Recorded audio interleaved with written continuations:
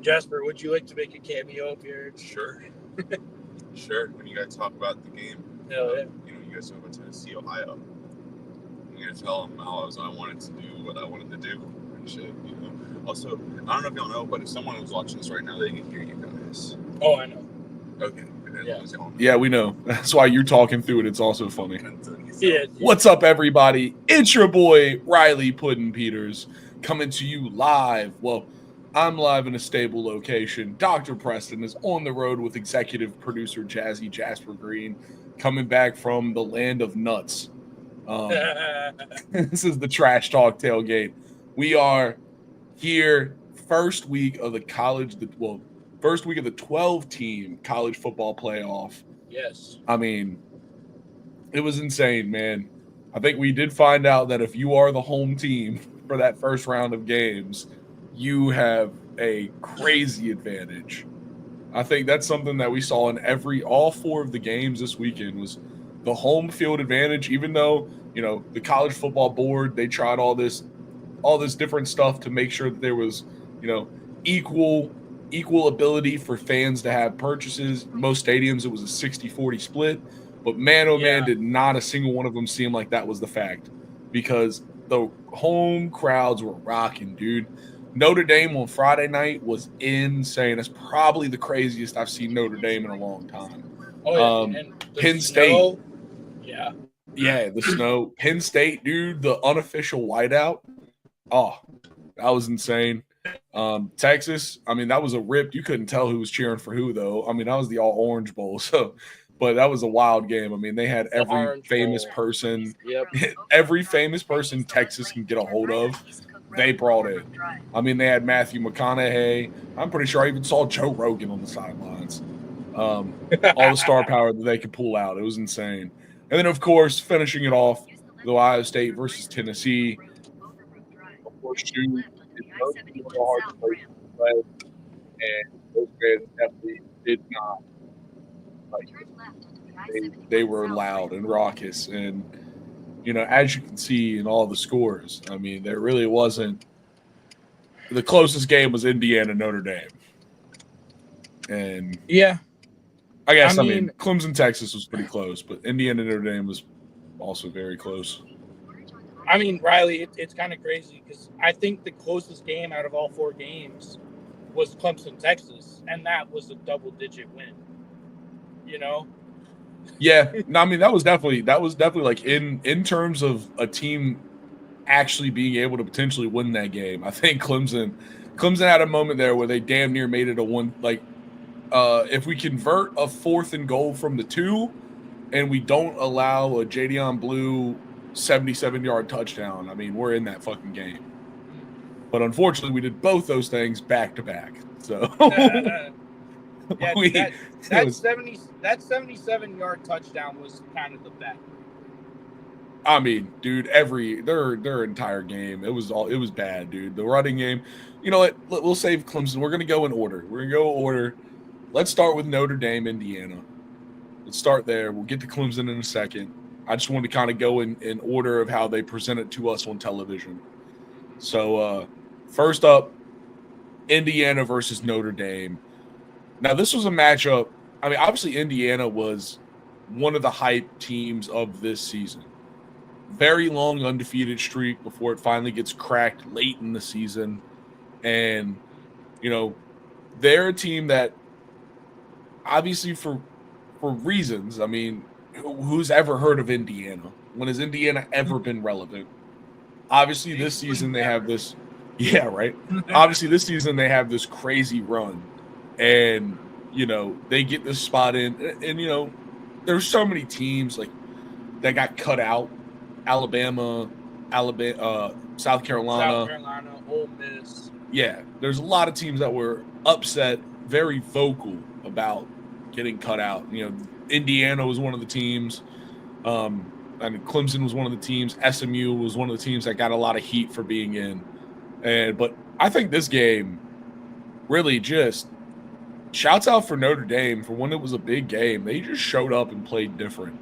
Riley, did you see? So the game was Friday night at 8:00. Yeah. And it was snowing all day. Did you see the line of cars and Notre Dame fans that were rolling into the stadium at 7 a.m. that morning? That's crazy. That's insane. And that's just, nah.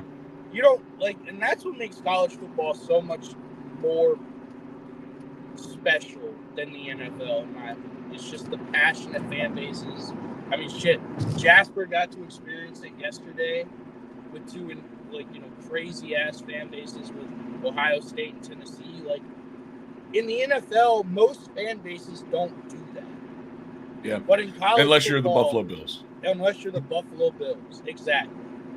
And most fan bases in college football, at least major fan bases, they do that.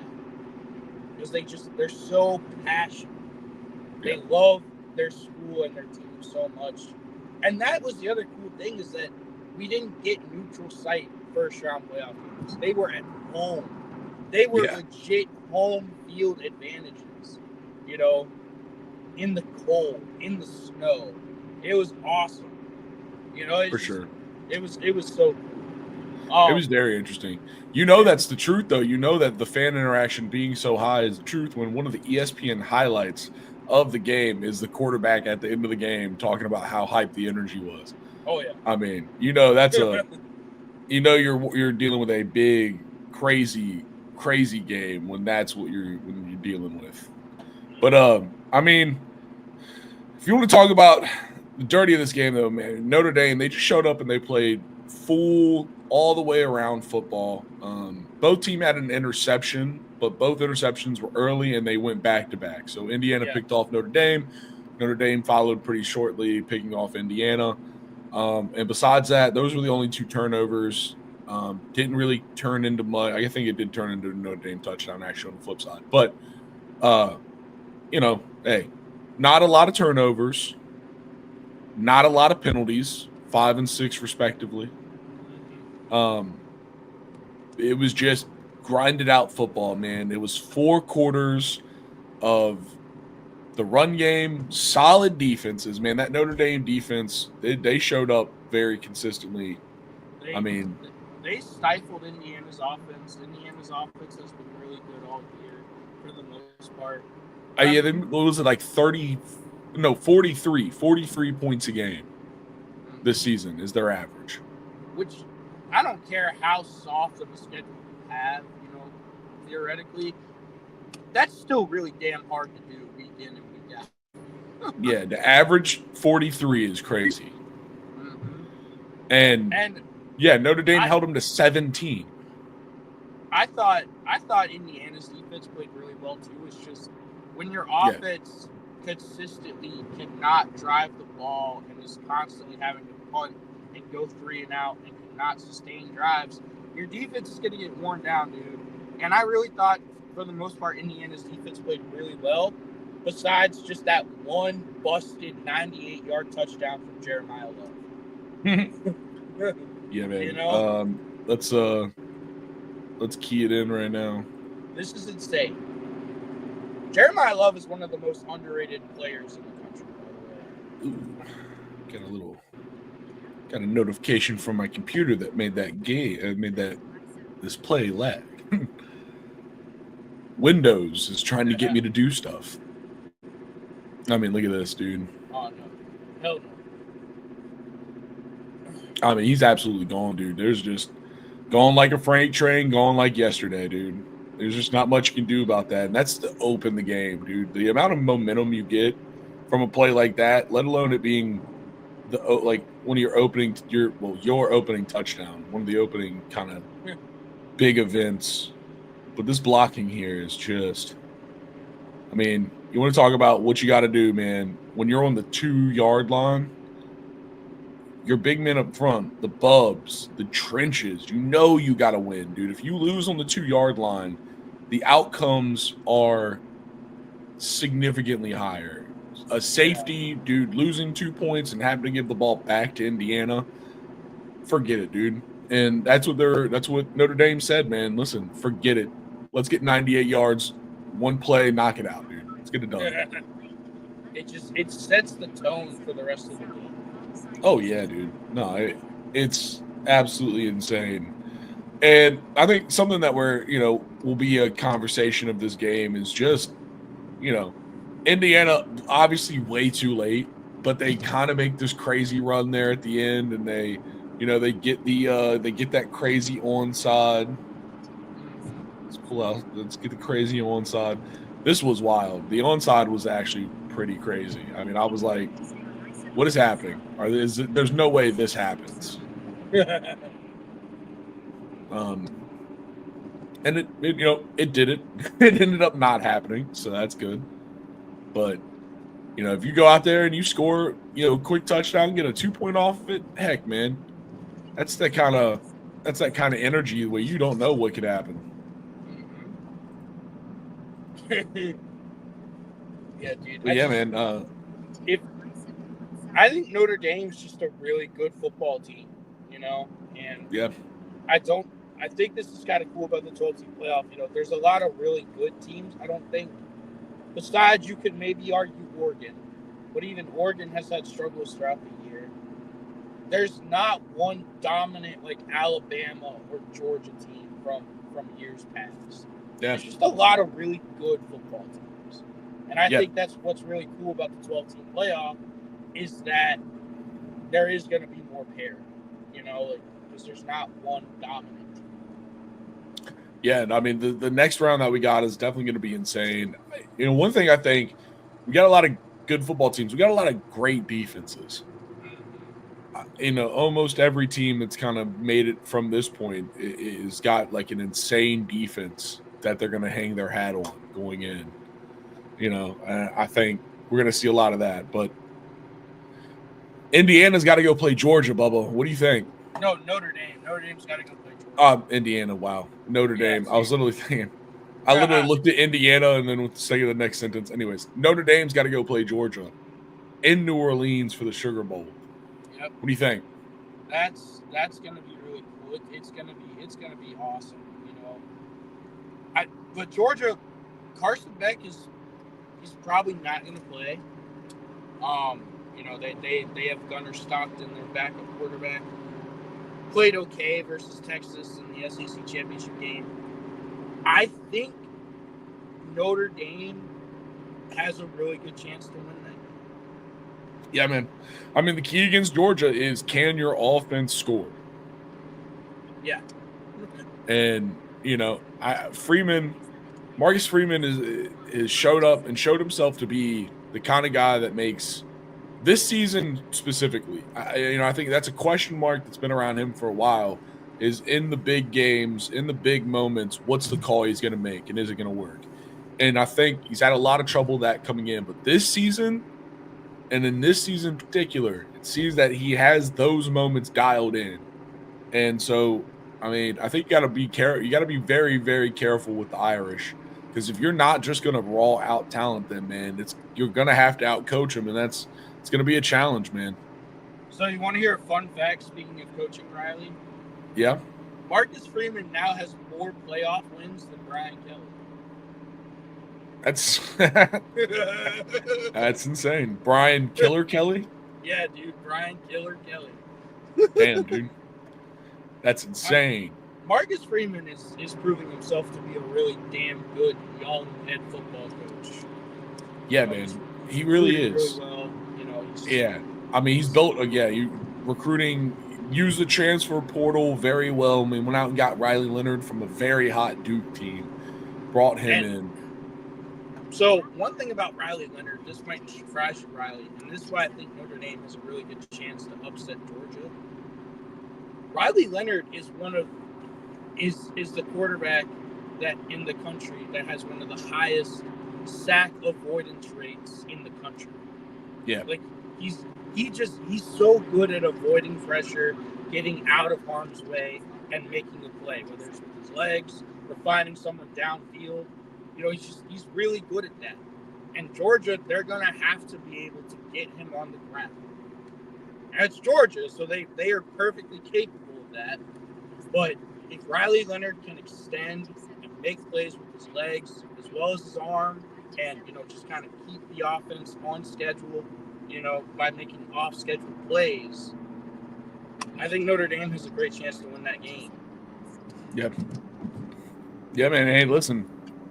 Obviously, there is a Georgia Goliath awaiting them, but Riley Leonard, as a Clemson fan, I know what that man can do, and he'll get in his bag and he'll pull something out, and it's very impressive. They also have Jeremiah Love to rely on. Jeremiah Love is a stud, dude. Like he is a stud, man. God. I mean, he's and with the trenches. I mean, they have a very Notre Dame has a very good offensive line. They always have a really good offensive line, bro. You know that. And it's a very smart offensive line, and I think it's an offensive line that should, on paper, going into the week, should be able to handle a lot of the stunts and a lot of the trickery that Georgia's defense brings with its pressures. Yeah. Very smart group out of Notre Dame. You don't see them get tricked very often, and they see a lot of crazy fronts. I mean, they play a lot of teams in a lot of different conferences, a lot of different styles of football, and you don't see them get messed up very often. So it says something when you can lose a top 5 draft pick in Joe Alt and seemingly not miss a beat. Yeah, hey, man. And in college, that's the name of the game, dude. You're going to have some generational studs every once in a while, and you just got to replace them and move on when the time comes. All right. Well, I think it's about everything I got out of Notre Dame, Indiana. You got anything to finish? No, I'm just really excited for the Sugar Bowl. It should be a banger. Yeah, man, that should be a great game, dude. Notre Dame versus Georgia. And that one is New Year's Day. Yep, New Year's Day. Look out for it. All right. Now we have the first game of the Saturday slate. This was the noon kickoff, and no fairer place to have a noon kickoff than college. Than Penn State. I forgot their name really quick, Penn State versus SMU. Now, SMU is a team, obviously they had this miracle run in the ACC.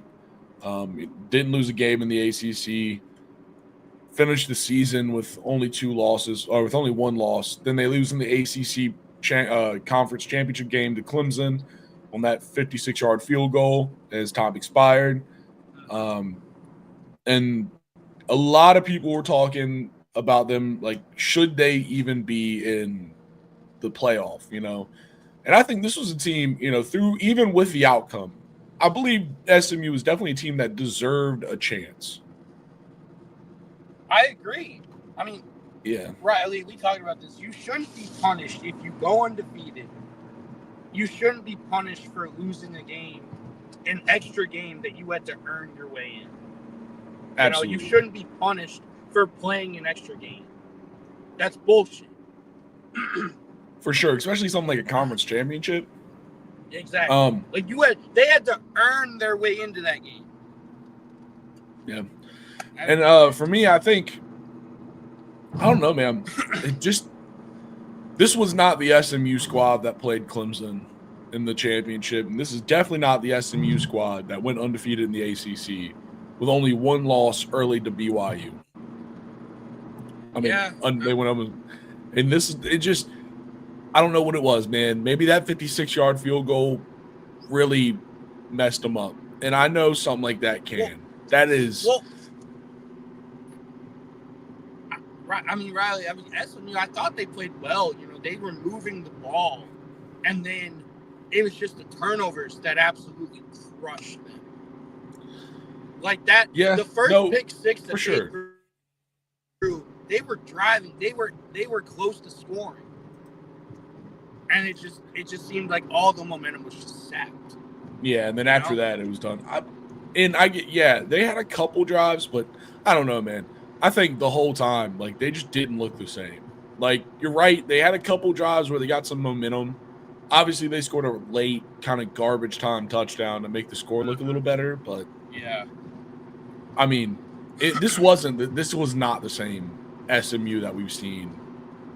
Like, the SMU that played Clemson last week, and like I said, the SMU that went undefeated in the ACC, they were just so much more. It didn't feel, the energy was messed up. And, it always sucks when it's like one of those things, but it's hard to bounce back from such a heartbreaking loss like the one that they took against Clemson. And then to come into play a team like Penn State, who's, you know, obviously they've been good all season, a great defense all season. They're in a whiteout. Like their band got sat as close to the top of the stadium as you can. Which is just so petty. And that's what makes college football so great. For sure. Yeah, dude. And, you know, the running game didn't show up. The throwing game wasn't there like it always is for them. They just turned the ball over, bro. I mean, Kevin Jennings, I had someone text me, and this is how bad it was. Obviously, I'm not accusing him of anything, but I had a good friend of mine text me yesterday saying that he thought Kevin Jennings was legit throwing the game. Yeah, man. Listen, that's how bad some of those interceptions were. It was bad, and that's kind of what I'm saying is like, what happened, man? Like it, and you know that's where I go back and I'm like, dude, a crushing loss like that. These are the unfortunate outcomes of something like that. Sometimes is now you just have this nagging thought in your head where you're like, oh, I gave it my all, dude. SMU, that comeback to get even to like, you know, get in a tie ball game with Clemson with a chance to go to overtime with 16 seconds left and to actually lose that game. Yeah. Like the effort that they put in, the energy that they put in, the momentum, they used everything they had to get to that point and then they lost. And sometimes you can't recover from that. And that sucks. And it's hard to blame it on anyone, dude. It's hard to blame it on the coaching. It's hard to blame it on the players because it's just a fact of football is that sometimes you use everything you have to try to win a game and then you lose that game. And, you know, it's hard. It emotionally devastates you. The other thing I'd like to point out, Riley, it looked like SMU, like after those turnovers, it looked like the cold was really starting to get to them. They looked miserable out there. Yeah, dude. I mean, the Southern Methodist Dolphins, they came out and they tried their hardest. I mean, you're right, though, dude. The cold, they definitely did not want it to be colder. Let's say that. No, they did not. Thank God Mike McDaniels wasn't their coach in this case because he would have gotten them into some. Yeah, he'd have gotten them into some trouble. But you know, the real story for Penn State was the resurgence of the run game. Yes. You know, all year they've kind of been this team that's kind of relied on Tyler Warren as a gadget on offense to do stuff. Like very much stud, that meme. He is a stud. And I'm not saying he's not a stud. There's a reason why they're relying on him to be a gadget. But I feel like that can never be a long-term plan. One player being a gadget, it's like there's only so far you get with that. And this game, I mean, you might as well just said, fuck Tyler Warren, dude. What do you have? 39 total yards, barely touched the ball. But on the flip side, Nick Singleton, Katron Allen, both of them, Nick Singleton, 90-yard game, Katron Allen, 70-yard game. The team as a whole ran for 189 yards. I mean, that run game showed up. This is what you need to see. If you're a Penn State fan, that's what you need to see. Is you need to see this offense develop an identity that's outside of Tyler Warren. And I think they did that. And I think it was very, like, the way that they played against a team like SMU when they took advantage of all the mistakes, took advantage of all the miscues out of the other side, and they kept their top player. And I think almost intentionally, you know, they kept him kind of wrapped up because there's so much more football, so much more important football to be played, man. You've got another round, and then a national championship if you make it. And, you know, I think that way they played this game was great. Yeah, no, Penn State, their goal is to try to win the national championship. They're one of the few teams if everything goes right, they have a legit chance to do that because they have talent. They have so much talent. I mean, dude, by the way, I need to shout him out. You know who dominated this game from the first snap? Abdul fucking Carter. Abdul Carter, baby. Riley, did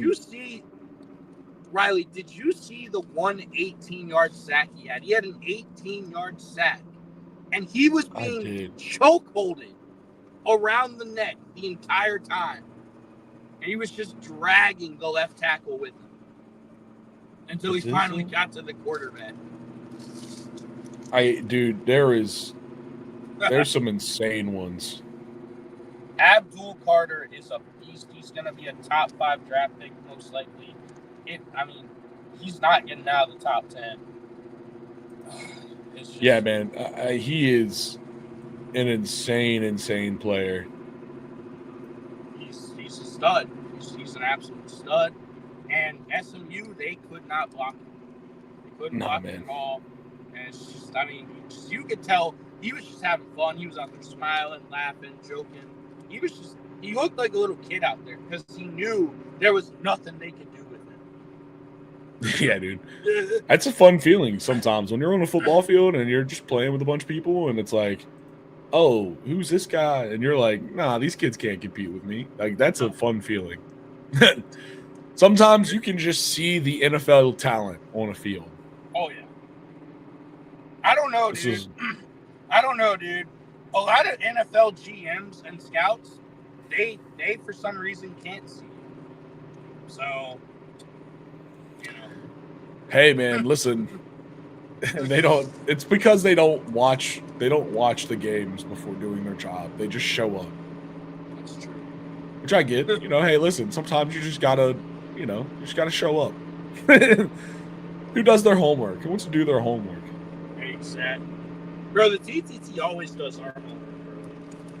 Yeah, we're in this for the love of the game, man. It's not even homework for us. It's just what we do. It's just what we do, dog. Which is just another reason why you need to hashtag hire the TTT. It's not a job for us. We're just really fucking good at it because we love it. Yeah. No, it's not work. It's just what we do. It's just what also, we do, I did love, man, these Penn State power formations when they would like bring everybody in and just shove it down. I mean, right through the middle every time, too. It was insane. You want to talk about knowing what's coming and not being able to stop it? It's demoralizing. It crushes you. Yeah, man. Oh. But, so SMU's gone. Penn State's got to dance with Boise State. And this is one of those games where it's like, ooh. I mean, I really think, for me, it's one of those things. It's like Penn State, on paper, in the back of everyone's mind, should outclass Boise State. Yes. And I think it just comes down to the proverbial question at this point of, can they tame Ashton Jeanty? I think what Penn State is going to do, because you'd be insane not to do this, you load the box and you force and you just say, hey, you cannot have Ashton Jeanty today. Your quarterback is going to have to beat us and hit some big plays downfield because we're just going straight up man across the board and we're loading the fuck out of this box because you cannot have Ashton Jeanty. Yeah. That's what's going to have to happen. I mean, if I'm Boise State, first play of the game, I'm running a screen. Yeah. I mean, I'm baiting the box with everything I have, and I'm fucking running a screen. But you're right, dude. I think this is going to be – I mean, it's in Boise State's hands. Let's put it that way. They control – this game because it's all in their coaching, man. How are you going to approach? You know that Penn State, they got a physical defense. Yes. Abdul Carter, like you just said, he just had a monster game. He's he's planning on having another. Oh yeah. And you gotta plan, man. You gotta know what you're gonna do. You gotta know what your identity coming into this game is gonna be, and you gotta stick to it. So we'll see, man. Boise State, Penn State. This is one of those games where a lot of people are just like, "Hey, Penn State's gonna roll Boise State," but I don't know, man. It's Penn State in a big game. Can you really trust them? Yeah, dude, they're 10-point favorites. That's kind of crazy. Like the only game that I get it, but yeah.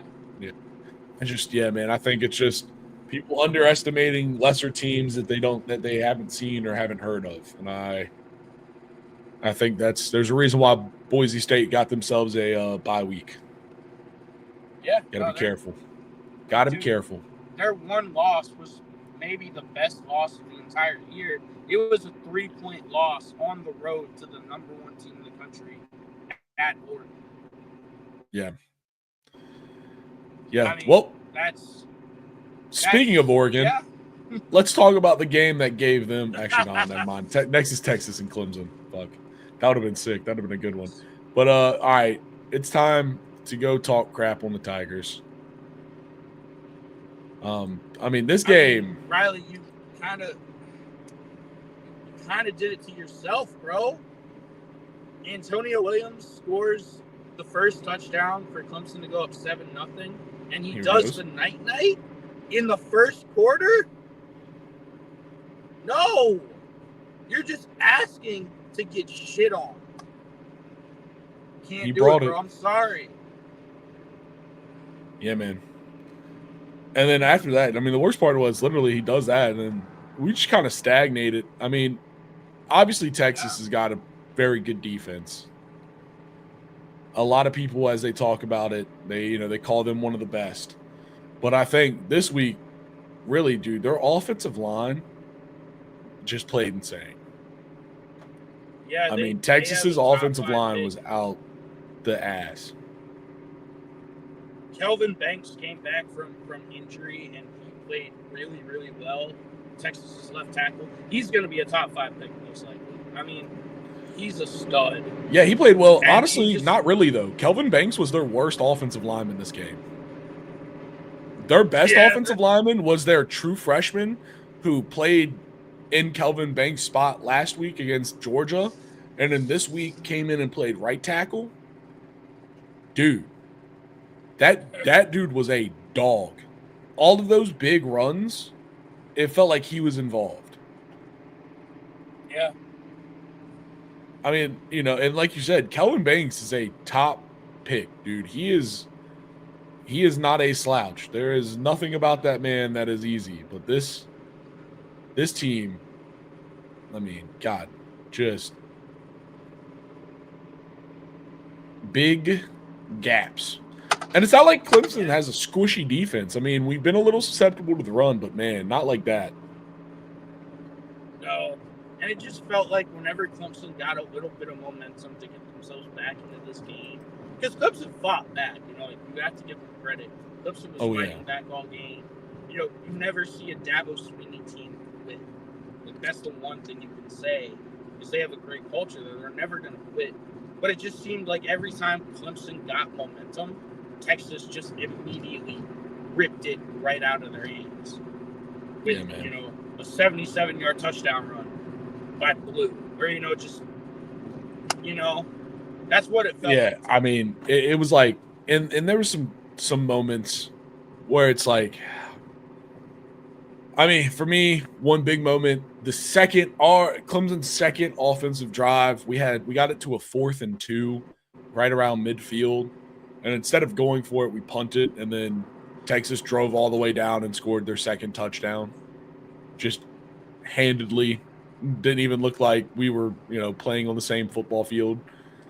And I think one thing that's really going to mark the difference in this game is Sark versus Dabo in those crazy calls. I mean, Sark, dude, he went for it on 4th down so much. I guess we did too, but it was definitely a lot more later. I mean, I think 2 out of the 3 that we went for were in the 4th quarter. Sark was going for it all game. It was out of necessity. Yeah. Yeah, we were doing it out of necessity. Sark was doing it because he felt like it. And Sark said, let's just do this. dude, he really was, though. They were fuck you going for it. 4,000 versions. Well, you know, it was one of those things where he's like, he had a chance. This one, I thought this one was about to be a difference maker. Yeah. Oh my God, I'm about to forget the thing that made me so mad. Where's the interception? I know that's got to be one in here. Yes, this soft ass blindside penalty. I mean, this was a pick six, and that was what got it called back. I haven't seen this. All right, so I'll just let the play run through the first time, then we'll go through the second time. You guys had a pick six taken off the board? Yep, this is it. This is the pick six. R.J. Mickens. Yeah. Absolute savage.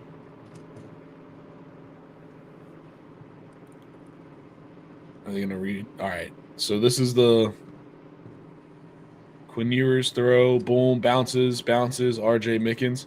This right here is what got it called back. This, our defensive lineman hitting one of their offensive linemen.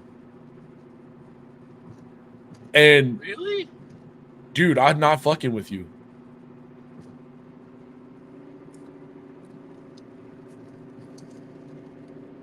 I think this is this going to give us an angle of it? I mean, oh, it's right here. Okay. 8 and 65 right here at the bottom. Yeah, highlight them. That got us called back. That's ridiculous. Yeah, dude. That is wow. And look at the score and look at the time. If we get this, it goes from a 21-7 game to a 14-21 game with 3 minutes left before halftime. Yeah. Yo, even on the broadcast, one of the announcers was like, I mean, what? Like, they called it that, and it was a personal foul, illegal blindside block. And the announcer was like, what? Like, and the rules guy came in and he was like, no, I think this was a good call. Let's watch it back. You see, look, this guy's not see, look, he's behind because he wasn't behind, he hits him in the front of the chest. Like, it's one of those where it's like, dude, I wish that was a penalty when I was in football because I got hit blindside like that a couple times. Like, that's just part of football, dude. Oh, yeah. Catching those side blocks like that, you got to know who's behind you and who's around you. Riley, so as a DB coach, whenever there's an interception, do you know what we teach the entire defense to do? Dude, find someone and hit them. Get your hat and hands on somebody. Yep. Do it. And as an offensive player, you know what you're taught when you throw an interception? Don't get blindsided. Get your head on a fucking swivel. Yeah, dude. Keep your head looking, dude. Yeah, someone's going to try to come hit you. Exactly. Because that's a free shot. Yeah. Like, and so that hurt. I mean, dude, our defense ridiculous. Needed that play. And we got the interception. Okay. But we only got a field goal out of it at the end of the day. And, you know, that's kind of on the offense. But our defense did what they needed to do. Like, and to get it nullified on a really soft call like that just made me mad. Damn, I didn't even know that. Yeah, dude. That one. Yeah, man. I mean, listen, just like Penn State, dude. Texas, they came to run the ball, dude. They had 2 running backs over 100. Shit, they had 2 running backs over 110 yards. Yeah. And, you know, obviously the icer by Blue, the 77-yard icer late, that one hurt. But gash, dog. Yeah, it was just a gash. And you know, it was just a series of unfortunate events mixed with Texas just being a great football team. I mean, there's no way you can cut that. Cade Klubnik, though, he threw for 336 and 3 touchdowns. I mean, yeah, it's one of those games where you're just like, oh, what could have been. What could have been, and that's it. I mean, there's no other anything, man. They lined up, played a football game, and lost. Mm-hmm. I will say, Ryan Wingo, the freshman from Texas, He's so fast, dude. he is bad. So He's fast.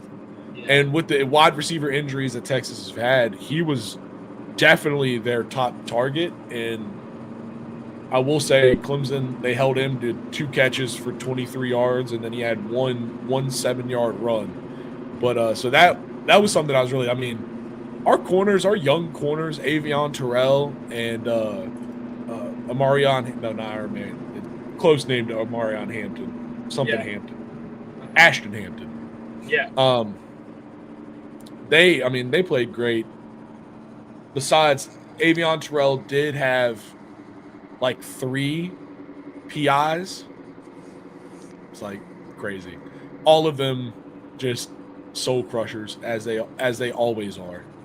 You never get a PI that doesn't break your heart. But there's definitely some where you're like, oh my God. Like we need a better chance than that. But, you get what you get and you got to take advantage of it. Yeah, no. You're sad, Riley. I get it. I am a lot of sad. I'm trying not to copium, but I got to say, man, the refs in this game were fucking crazy. Sounds like copium to me. That's what I'm saying. I was trying not to be copium, but they missed 2 face masks. And then they called that soft ass blindside block to get a pick 6 nullified. Like, both of the face masks were fucking third down. Like, for us, offensive third downs, both of them. One of them was on the running back. He got tackled by the face mask and they missed it. Just, gotta play better than the refs ref, Riley. Dude, you gotta play better than the refs ref, and that's just a fact. You can't let the blind zebras decide the game because they're going to. They will. If you give them a chance to, they will decide the game. It's all they want. All they want is to decide the game. Yeah, dude. All right. Speaking of deciding the game, Texas now has to go play Arizona in what is actually considered the biggest. Arizona State. I forgot the state. I was more focused on Texas being a 13.5 point advantage against Arizona State. So literally, like they think Texas is going to beat Arizona State by 2 touchdowns. If you ask Las Vegas, Nevada, what they think. I don't know. I don't know, man. Just like, this is just like that Penn State, just like the Penn State Boise State matchup. This is another matchup that's going to be decided by a great running back in Cam Scatterbo. But, man, the way that Texas was looking, the way that they've been firing, I think Texas is probably going to win this game as long as they show up and keep playing.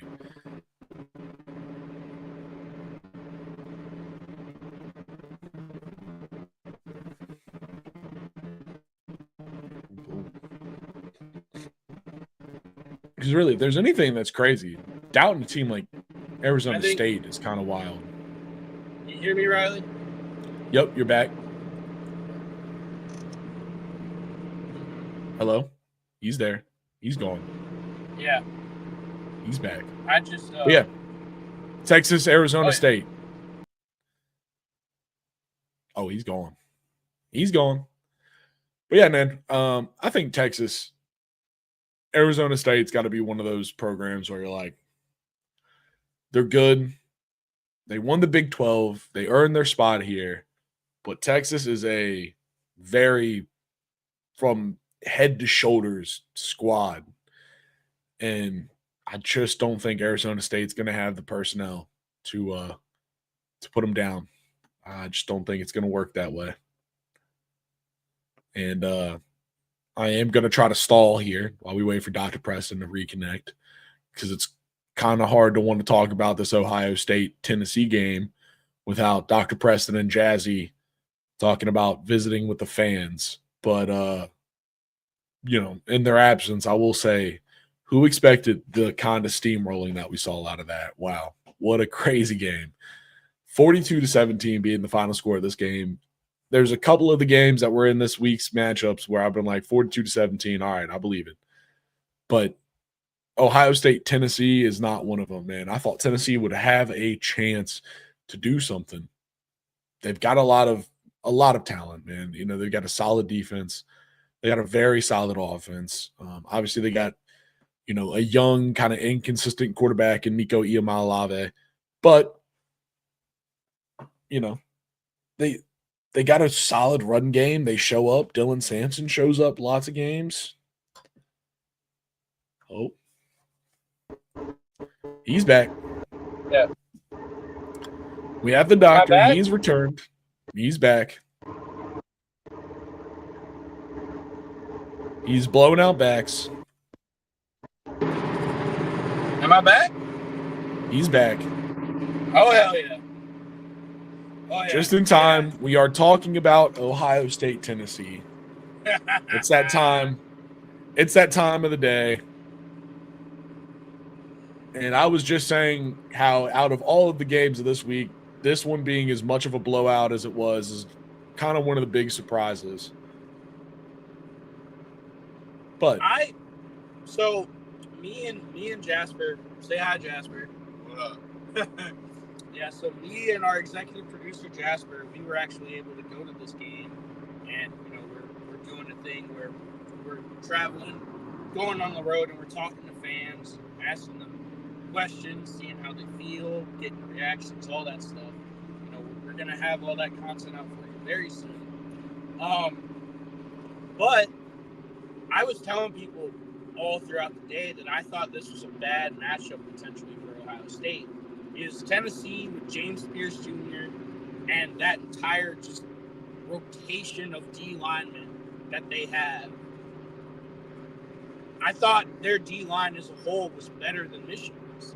And Michigan absolutely stunted on Ohio State's offensive line. That's a huge reason why Michigan was able to pull that upset in the horseshoe. So I thought it was a bad matchup potentially. But Ryan Day seemed to learn his lesson because they were throwing the ball. Because they were like, hey, we've got Jeremiah Smith, who would be a first-round draft pick if he left school right now as a freshman. He'd be a first-round draft pick. Sure. He might be the first wide receiver taken, to be honest. I don't know. There's a couple that just got a lot of clout around him at this point. And they have a Mecca. So, hey, let's throw the ball to our best players on the outside. Because Tennessee's secondary has been very susceptible all year, and they could not cover them. And it seemed like a complete shift from what Ryan Day was trying to do in the Michigan game, where he was trying to prove a point. This game, he just came out. Will Howard was getting the ball out of his hands early and often to kind of neutralize that pass rush. Tennessee's pass rush couldn't do anything. They really had no impact on the game whatsoever. And it was because of Ohio State and Chip Kelly's awesome game plan to run crossers and get their playmakers the ball in space quick and early and often. And Jeremiah Smith, he had over 100 yards. He had 2 touchdowns. Like he was the best player on that field last night. And it's just seeing him in person was awesome. Like, he's just a stud, and he's only a true freshman. I mean, and it just, but I thought Tennessee had a big advantage because of that D-line and because of Ohio State's injury-riddled offensive line all throughout the year. But they played really, really well. Ohio State's offensive line played really well. And then, Riley, you know what's crazy? What? If you throw the ball effectively, you know what that allows? You got to set up the run. You can throw the ball to set up the run. And Travion Henderson, he looked like he had an extra year last night. Yeah, he was running away from an SEC very talented defense. Like, he was running away from them. And it was because they had to respect the passing game so much that they were giving them Travion Henderson basically, in the second half of the game. And it's just, Yeah, dude. Like, I mean, and this was just kind of a blowout, and you know, Nico couldn't do much. He was 14 of 31 for 104 yards. A lot of missed opportunities that Tennessee left on the field. But back to Ohio State, and I think what you were saying kind of unlocked something in my mind about this team. yeah, And it's that, and this is a football team that can win a football game, right? yes. If Ohio State is going out with the intention of winning a football game, they will win that football game. They are Yes. 12-2. The two losses they have, they weren't trying to win football games. They were trying to make a statement. Well, the Oregon game, they were trying to. It was a one. Ryan Day was trying to make a statement. He needed to make a statement with that game, and that's why they lost. Okay. Same thing with Michigan. He needed to make a statement. They weren't just trying to win a football game. He was trying to make a statement. And I think that's what he needs to remember as he goes forward in this playoff, is that the statement is the trophy at the end. Yes. He just needs to keep winning football games. I think there's times where you see him get too big in his own head and just psych himself out. I mean, I think that Michigan game is a classic Ryan Day getting too in his head. And I think very similar things can be said about the Oregon game as well. But, I mean, this team, they can win a football game. They just got to keep doing it, man. They just got to keep doing it. And I think they did, the right things in this game to prepare themselves for the next week. They threw the ball a lot. They ran it towards the end. They gave a good dose of the run game. Their offensive line is back in tune. And, they're going to be a hard team to face as the playoff bracket marches forward. They've got Oregon again. This is a matchup. We saw this matchup. We saw Oregon, dare I say, dominate? Yeah. Dare I say they? Yeah, no, I mean, Denzel Burke had a really bad game against Oregon. He was getting burned left and right by those Oregon receivers.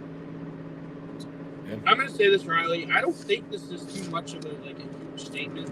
I think the winner of this next game between Ohio State and Oregon has a great chance to win the national championship. I mean, it'd be hard pressed to disagree against you. I mean, the winner of this game, Oregon, Ohio State, they play Texas, Arizona State's winner. So, if you're taking Vegas odds, the game is Oregon, Texas, right? That's if you're taking Vegas's odds, which is a very interesting matchup. But any combination of those teams is going to be weird. On the flip side, the path down there is a little bit weirder. You got Penn State. I think the Vegas odds is going to give you Penn State, Georgia, but I don't think that Notre Dame, Georgia game can be tossed up in the air with Vegas odds. I think that's the game in my head that's going to be the weirdest question mark. Yeah. But Ohio State, man, a 1-point loss that just didn't feel like a 1-point loss. Like, they lost 32-31, but it felt like the whole game they were chasing. They just weren't going to have it. It wasn't going to be theirs. Yeah. That's fair. And they've got to overcome that mentality, and they've got to give it to the Ducks, the fresh Ducks, man, the Ducks that have got a bye week. They got to watch Ohio State take apart Tennessee, and all the while Dan Lanning is sitting there taking apart Ohio State, deciding how he's going to approach this game. And there's certain coaches I don't want to have. I don't want to give an extra week, or I don't want them to have an extra week to plan against our team. And Dan Lanning's got to be one of those. Oh, yeah. 100%. Yeah. You don't want Dan Lanning to sit there with a notebook and think about how he's going to hurt you, because he'll probably come up with a solid way. If Ohio State plays to this level every week, there's no reason why they shouldn't win the national championship. Yeah, you're right, man. If they can keep playing like this is gonna be hard to beat for anyone. And can I just point out something, Riley? Yep. Do you know who had Ohio State and Oregon, respectively, predicted to win the national championship? I feel like it's got to be the trash talk tailgate. Oh, yeah. Because I know for a fact I picked Oregon. Oh, yeah, dude. I picked Ohio State. And here we are. Our fates decide on one matchup. Exactly. But, dude, like I said, the winner of this game has an unreal shot to win the NAC. Like, if Texas game is going to, assuming it's Texas, you never know. It's college football. You never know. But I think the path kind of clears out if they can just get through that one last game. The winner of this game is probably going to win the national championship. I think I agree with you, man. I think this is the one to kind of decide. I think Oregon and Ohio State are arguably the two most consistent teams. Let's put it that way. All season. It does kind of suck. I mean, it is really cool that these two teams are playing in the Rose Bowl because this is like a classic Rose Bowl matchup. For sure. From the previous format. From years prior. Yeah, dude, the granddaddy of them all, the Rose Bowl. The Pac-10, the Big Ten.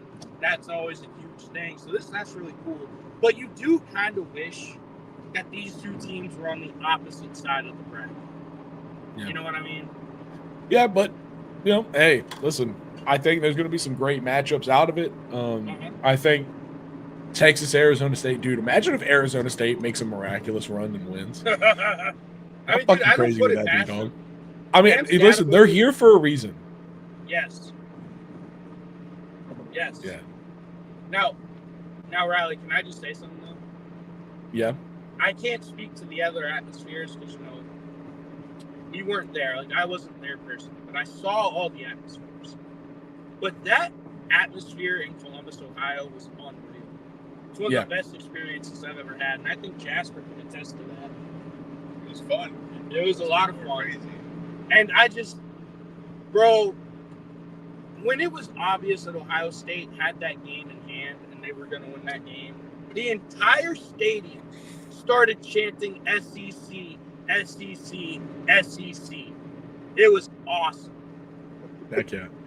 No, I mean, that's what I was saying at the top of this. That's kind of how I led this off, was saying these environments, respectively, for all four games, the home teams showed out.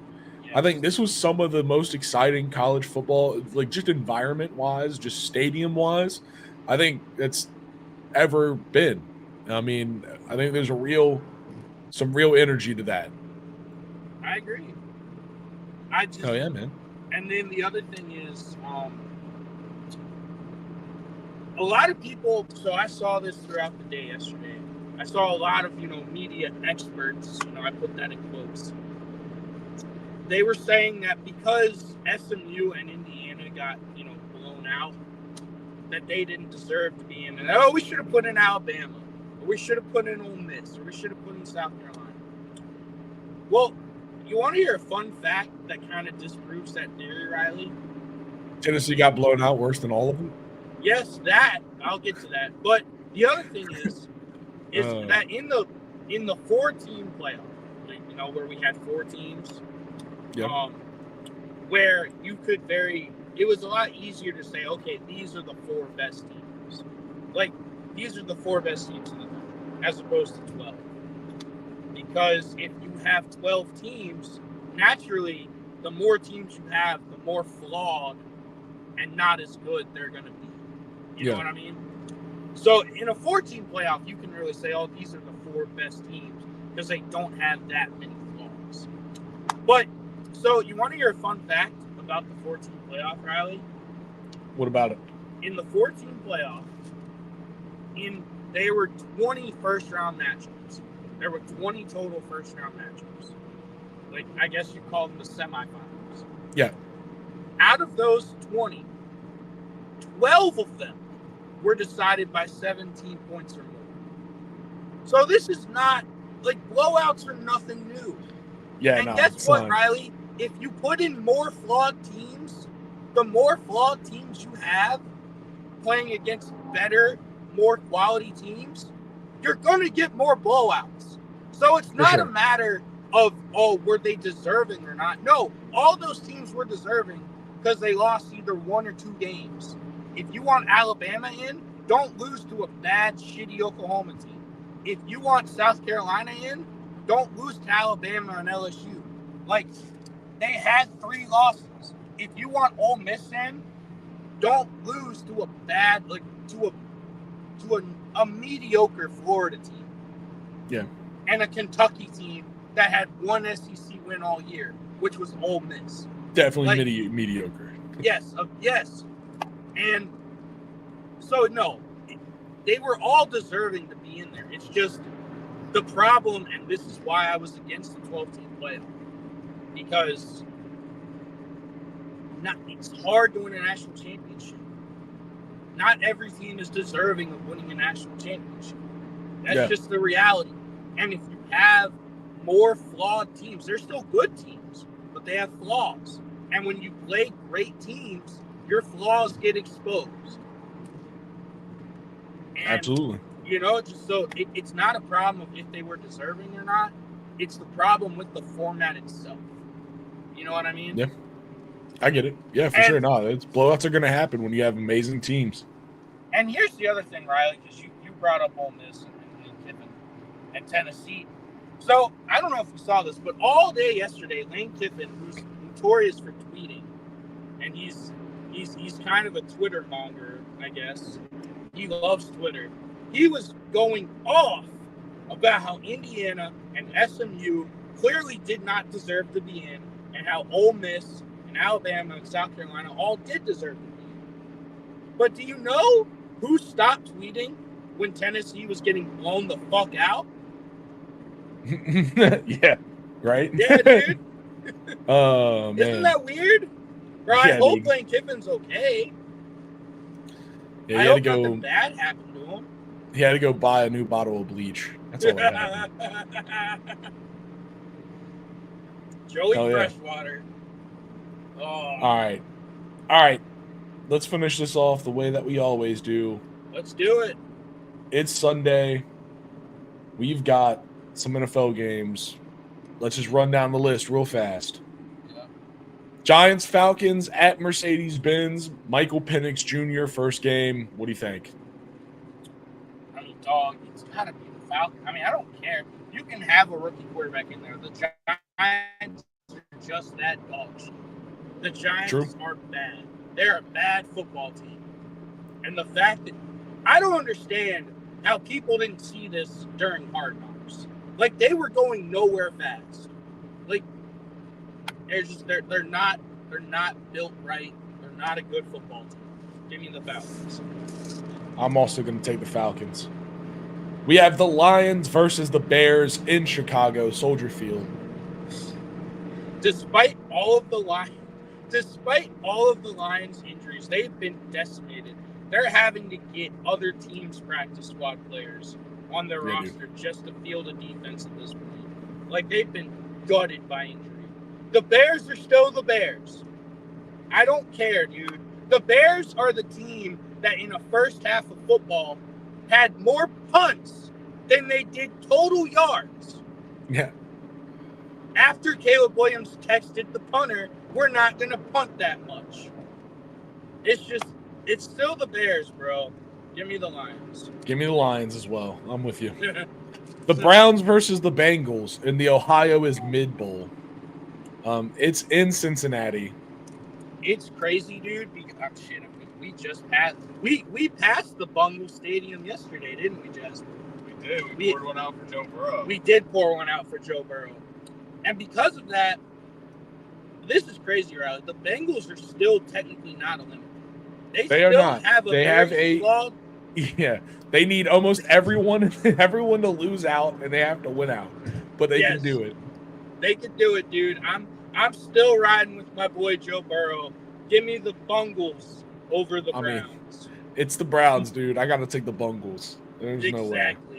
Exactly. Titans and Colts. This one's in Indianapolis. I mean, I'm gonna go I'm going to go, just the Titans are a hard team to pick as well. So I think I'm going to go with the Colts in this one just because it's hard to pick the Titans.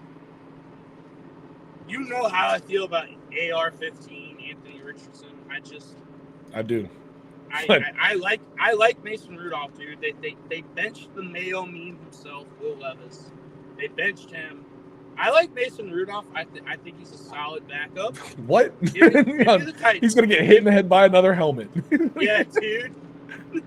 Mason Rudolph is not a good backup, dude. He was fucking trash. That's the reason why he's out. That's the reason why they ran him out of Pittsburgh. Made him. Nah, man. They hired the fucking moving truck for him. It's not a compliment on Mason Rudolph. It's just how poorly I think of AR-15. I get it, but I think the Colts have a solid run game, and I think they're going to be able to do it against Titans. But the Titans, listen, that's always a team that has the Titans defense is legit. Yeah, their D-line is pretty legit. You're right. All right, that's going to be the one that we split on. It's always good to have one where we split, so at least we can talk shit to each other. Exactly, bro. The Rams versus the Jets. Man. Oh, shit. Didn't let me say it. Oh, I'm sorry. Large man doing large man things. I got you. Dude, T'Vondre Sweat. I love that, man. All right, sorry. Rams versus Jets. This one's in MetLife. 22 degrees at kickoff. God. Rams versus Jets, dude. Give me the Rams, bro. The Jets are a dumpster fire. Bro, we're going to have to do like a whole episode about the article that came out about the New York Football Jets. Did you see that? I don't know, man. Did the article have something about them going into a building? I don't know. But I'm also gonna take the Rams. The Jets gave me my one last week, so I told you, bro. Never. I'm never picking the Jets. I'm never doing it. Shit, I got mine. That's cool. I got my win from it. I know, dude. But yeah, I'm gonna take the Rams for this one too. I'm done. I'm done with the Jets. They gave me what I wanted. Eagles Commanders, probably one of the biggest games of the day. In Northwest Stadium in Landover, Maryland. We're gonna split on this. I know it. Yeah, for sure. I'm taking the Commanders. Everyone else in the world is taking the Eagles, but last time it came down to one drive. And true. I don't know, man. I think I don't know, man. I like the energy, the environment that's in the locker room right now. It's hard not to rock with. And the Eagles, they just suck. I'm not saying it's not possible. I think it's very possible. I think the Eagles have been the more consistent team all year. For sure. Just their defense. They're 12 is and 2. Really good. You have to be incredibly consistent to be 12 and 2. You do. And I mean, the Commanders, for a while they were kind of having a little skid. And it's just, I don't know, man. I like the Eagles. I like the Eagles, man. Give me the Eagles. Yeah. All right. We have the Cardinals versus the Panthers in Bank of America, Charlotte. I think I got with the Cardinals on this one. I mean, yeah, the Panthers had a chance to make everyone so happy last week by beating the Cowboys, and they just couldn't do it. So they couldn't do it, dog. Bro, it's so depressing, so sad. But yeah, man, the Cardinals are a better football team. All right, on to the 4:00 slate. We have Vikings versus Seahawks in Lumen Field, Seattle, Washington. I think the Vikings, man. I mean, Seattle, they've kind of came back to reality, after a beginning to the season that was very interesting. But I think the Vikings, they're a very consistent team, and especially with all the injuries to the Lions, they're making a case to be a front runner. So I'm going to go with the Vikings. You could really just call this the Jets quarterback cast-off bowl. Yep. Because Sam Darnold and Geno Smith used to play quarterback for the Jets, and the Jets said neither of you guys are good. It's almost like the Jets are the problem. Yeah, dude. It's almost like the Jets are the problem and not these quarterbacks. But again, Kevin O'Connell has done a hell of a coaching job. For me personally, he's my coach of the year. Because the Vikings were not expected to do anything. They were expected to completely rebuild. Bro, they lost Danielle Hunter. Like, they lost their best defensive player, and they're still right there. they're still right there, right at the top of the NFC standings. They literally have one of the top crazy, defenses in the league without Daniel. Yes. I mean, it's insane. They consistently field one of the best defenses in the league. If you look at, if you use metrics like fantasy stats, they're a top defense. Yeah, dude. I really like the Vikings to go on the road and get yet another win. This Vikings team just kind of feels different. You know what I mean? Yeah, for sure. Patriots versus Bills in Highmark, Orchard Park, New York. The battle of 3-11 versus 11-3. Give me the Bills, man. The Patriots are playing for draft picks at this point. They're trying to get a better draft pick. Give me the Bills. The Bills look like a contender. They look like a legit contender this year, which is crazy considering how much they lost on defense in the offseason. It's wild. It's really crazy. But I like the Bills, man. I think I got to take the Bills as well, but God, if it wouldn't be funny. Oh, God, if it wouldn't be funny. It'd be the funniest shit ever if the Patriots beat them. All right. Speaking of playing for draft picks, the Jaguars versus the Raiders. What a segue. Oh, fucking God, dude. God. I mean, this is a mid-bowl. This is such a mid-bowl. I really don't. It's such a mid-bowl. Who wins? Both of them are using backup quarterbacks. Yeah. Sunshine's out. Raiders, they're on their backup. Maybe even their third string at this point. Who really knows? I'm going to go with the Raiders. I'm going to say this is the Brock Bauer Bowl. Yeah. I mean, dude, he's been the one bright spot for them all year. He's a stud. He's an absolute stud. And, I've been saying that ever since he was a freshman at Georgia. This kid's going to be a beast. But, yeah, dude, I'm going with the Raiders just because I think they're a slightly better team than the Jaguars. All right. Now we got the 6-8 bowl, the 49ers versus the Dolphins. This one is in Miami. 74 degrees at kickoff. It's not cold. Don't worry. It's not cold. Don't worry, Mike McDaniel. It's not colder, trust me. I don't know, man. This is a hard choice. I think I'm going to go with the 49ers on this one. I think their defense will be the difference. This is a really tough one. It's a hard one. It's a really hard one.